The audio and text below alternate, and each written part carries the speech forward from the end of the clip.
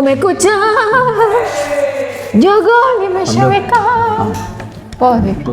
Niko poa. Mtoto akifeli anaruhusiwa naye kupongezwa?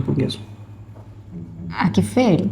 Umpetipeti. Kwa nini umpetipeti sasa wakati amefeli? Kwa kualuza. Unatakiwa umchane.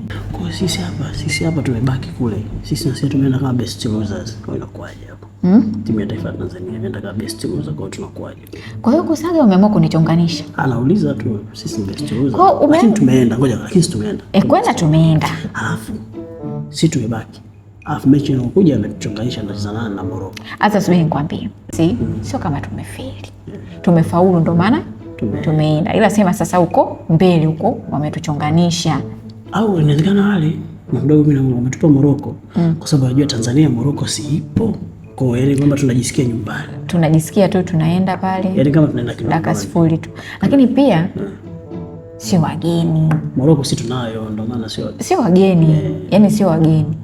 Kwa hiyo tunaweza tukadili nao. Morocco. Tunaweza tukadili nao. Sasa ni haki. Muda wetu ndio huu. Alafu ngoja nimekumbuka kitu. Yule Faisal Salum Feitoto.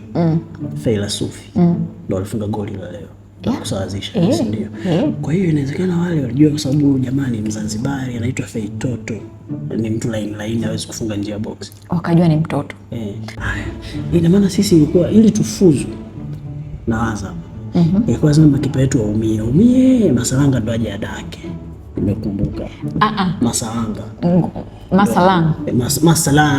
yuko Warabuni sasa hivi. Sasa sikia.